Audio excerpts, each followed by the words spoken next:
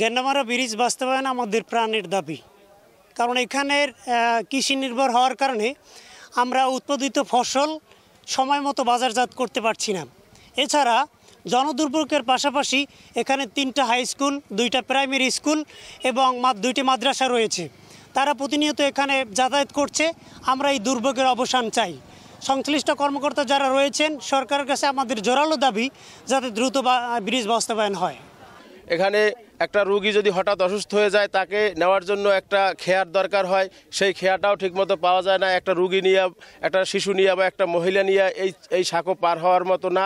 এই অঞ্চলের মানুষের কষ্ট যদি আমরা লাঘব করতে চাই, আমরা সরকার তথা সংশ্লিষ্ট মহলকে অতি দ্রুত এই অঞ্চলের মানুষের মুখের দিকে তাকিয়ে তাদের অন্তত এই সাঁকোটার পরিবর্তে বড় ব্রিজ না হোক, অন্তত একটা কাঠের ব্রিজও যেন ইমিডিয়েটলি আমাদের।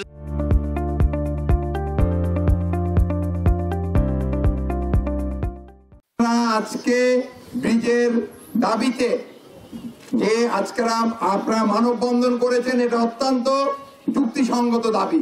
আপনাদের এই যুক্তিসঙ্গত দাবির সাথে আমি একত্রতা ঘোষণা করছি এবং আমি আপনাদের কথা দিচ্ছি, আজকে এখানে দাঁড়িয়ে আমি এটা কোনো রাজনৈতিক বক্তব্য দিচ্ছি না।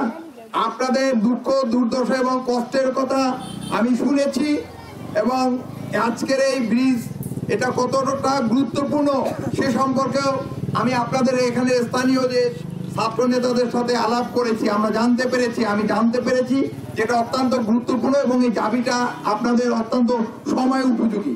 অতএব আমি চাই এখানে এই ব্রিজটা নির্মাণ হোক। নদী বিস্তৃত এলাকা, চারিদিকে নদী, 4টা-5টা ব্রিজ, একটাও ব্রিজ নাই, টোটাল ব্রিজগুলো ভাঙ্গা। এই গেন্ডামারার মানুষ যদি কোনো একটা রোগী হয়, এই যে হাসপাতাল নেওয়ার আগে মৃত্যুবরণ করতে হয় এবং ডাক্তারের কাছে পৌঁছতে পারে না। প্রধানমন্ত্রীর কাছে আরো দৃষ্টি আকর্ষণ করবো, যদি সবার দৃষ্টি হন ইনশাল্লাহ এই 15 দিনের ভিতরে এই ব্রিজটা যদি কেউ মহাদেব বরাদ্দ দেয়, আশা করি তার কাছে আমাদের পরিষদের এবং এই এডিবির টাকা আছে।